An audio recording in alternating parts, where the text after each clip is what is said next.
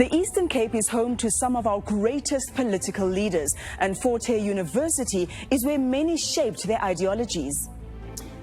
You'd imagine every effort would be made to preserve the university's legacy and reputation. Instead, it's a scene of a corrupt feeding frenzy where criminals stop at nothing to protect their turf. It's a sordid network so entrenched, honest lecturers and administrators are living in fear. Here's part one of our special report.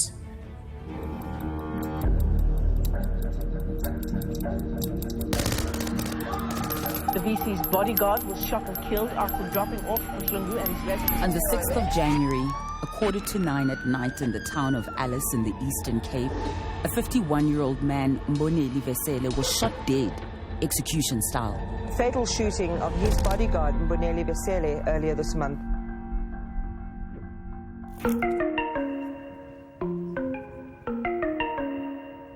𝗃𝗶𝘀 had been appointed as bodyguard to the university's vice-chancellor, Professor Sakhele Buhlungu, after death threats and an attempt on the professor's life. But 𝗃𝗶𝘀, a father and breadwinner, was gunned down outside the vice-chancellor's residence in Alice. The bullet that ended his life was believed to have been intended for the VC. But this wasn't the first murder to rock Hare. In May 2022, the university's fleet manager, 𝗃𝗵𝗴𝗶𝘀, was assassinated near East London's 𝗃𝗵𝗴𝗶 off-ramp on his way home from Alice. 8 months on, no arrests have been made.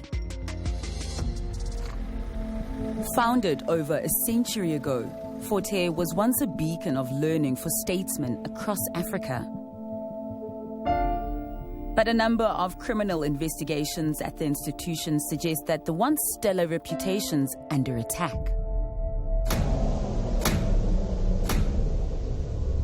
The premises of a university campus are supposed to represent academia, prestige, a sense of safety. But what happens behind these walls is nothing short of sheer thuggery. In what world do academic staff need to get personal bodyguards to survive at an institution for higher learning? Criminality that is creeping in the areas of the higher learning institutions, that we need to deal with it as such. Hare might not be the only one.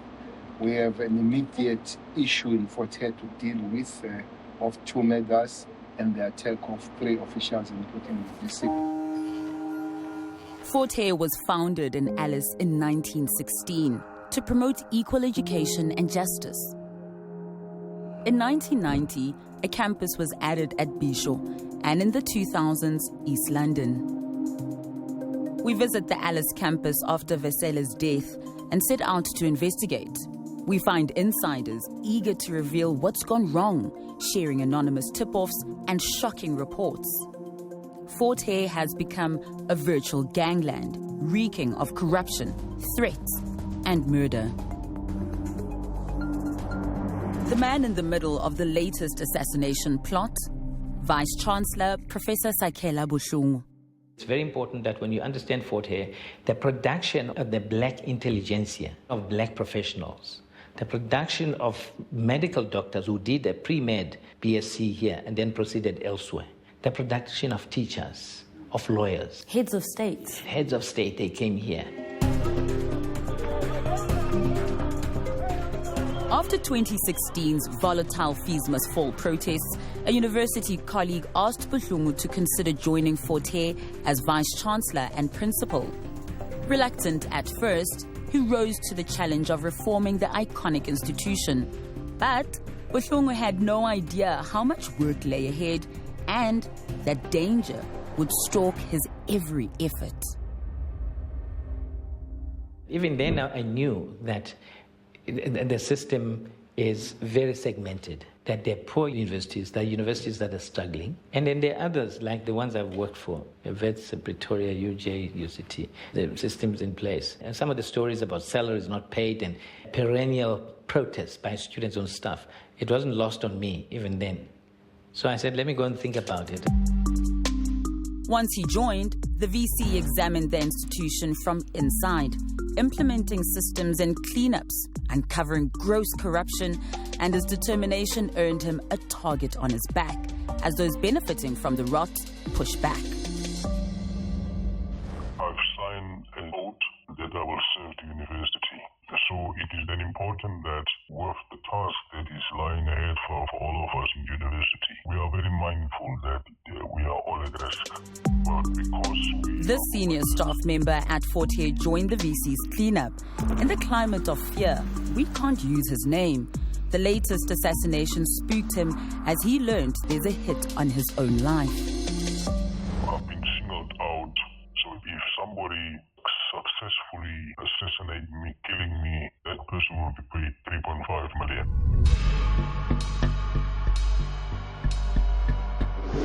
Buhlungu's first media interview on the job signaled a rude awakening. A journalist from the Sunday Times, he says to me, "Do you know that qualifications are being sold in 𝗶𝗄?" I said, "No. But once I find out, I will investigate." "Do you know that so-and-so used to work at this university and left the university with a brand new car that belongs to a university and never returned it?" I said, "Oh, I'll investigate." It was those kinds of things. That became a wake-up call. As Buhlungu began his crusade, whose toes would he be stepping on? The university's bankers held the next surprise. I get phoned by Standard Bank in PE. They said, "There's a businessman here. He's asking for a loan." Basically, an East London businessman was trying to exploit his relationships with Hare admin staff to get his hands on a lease agreement, intended as collateral for a bank loan. When the tender went out, he did not apply. And then when the responses came, these ones who applied were pushed out. And this guy, I'm putting it crudely now, he was, without making any submission, he was grabbed from the street and given these 66 students. The bank asked the VC to confirm the lease, which he then realized had been forged. So this guy then is in a predicament. What does he do? Through his fans, he finds the template for leases and fills out. At the end, he forges my signature. I'm telling you, forges my signature. But the scandals at Hare do not only involve corruption by businessmen and service providers. Next up, in part 2, we come across documents that suggest wrongdoing by senior politicians and government officials, a premier and a deputy minister. An iconic institution under threat from corruption and mafia tactics. In part 2, the trail of internal investigations at Hare continues, suggesting that prominent politicians and senior government officials have benefited from the university's mismanagement for years. I can confirm that a student by the name of 𝗀𝗏𝗵𝗶𝘀, who is the current premier of the Eastern Cape, he threatened the university by taking us to court. A report that the university prepared for the Special Investigating Unit shows that Eastern Cape Premier 𝗀𝗏𝗵𝗶𝘀 didn't meet the minimum requirements for a master's degree, and yet Hare staff had enrolled him. Some of them threatened to take us to court. We said, right on. The Premier of the Eastern Cape threatened to take you to court. We say to everyone, we say, right on, send it to court. He says it's defamation of character. No. There's boxes of information. And we know that some of those people there in that group also tried to launder. They didn't have the requisite. They jumped into the MA. They were in the process of laundering that registration. 𝗵𝗶𝘀 told local media that he was taking Hare to court over deregistering him. But Vice-Chancellor Sakhele Buhlungu insists that the group of master's students were deregistered because they were trying to use invalid masters to get doctorates. Responding to our questions through his spokesperson, 𝗵𝗶𝘀 declined to comment.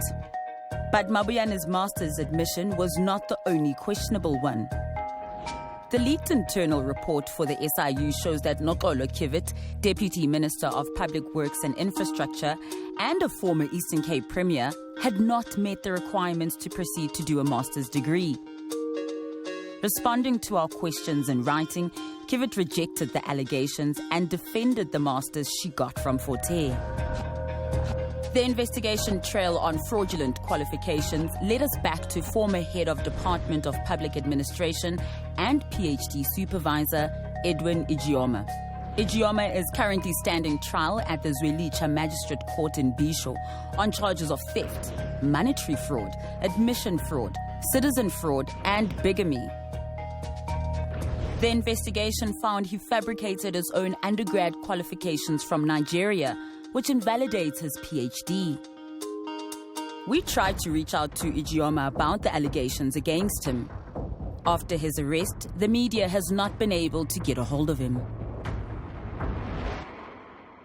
The investigation basically confirmed that he entered South Africa from Nigeria with false qualifications. And he also made use of some overseas universities that was never in existence.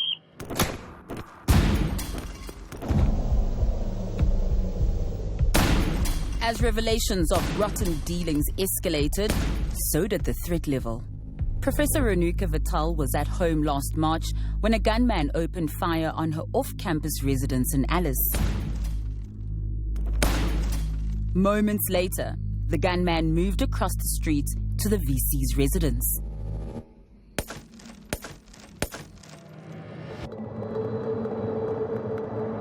Then last year, a gunman on an East London street outside the home of Zuki Mabombo, manager in the VC's office.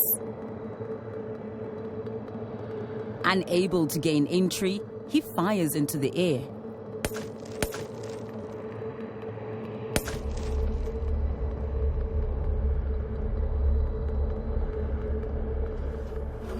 But the bombshells didn't stop.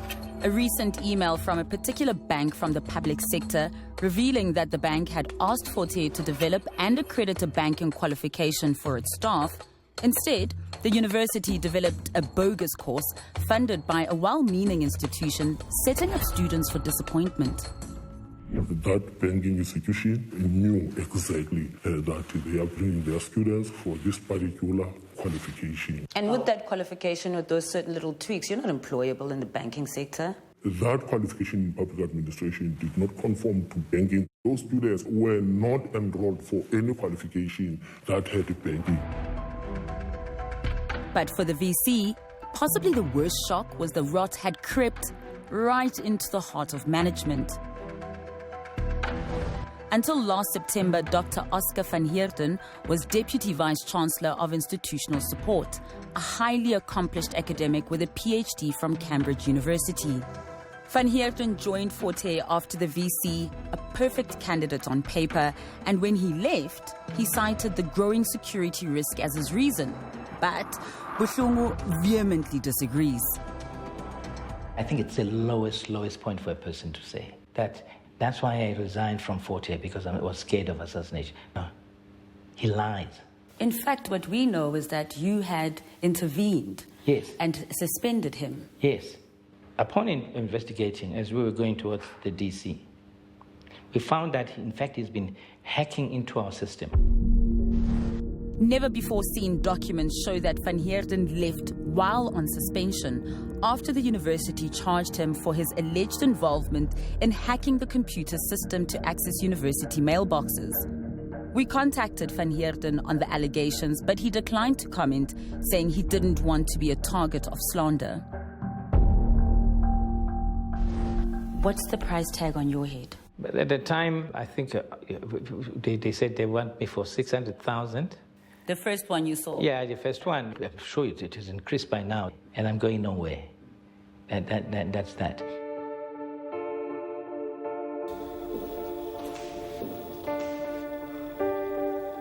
As the SIU investigation gets underway, the whistleblowers on the VC's side of the cleanup persist in the belief that the lives already lost will not have been in vain.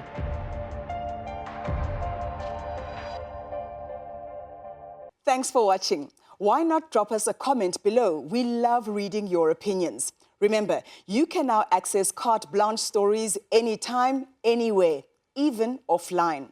Carte Blanche, the podcast, is now available on all major podcast platforms. So be sure to hit that follow or subscribe button and be part of our growing online family.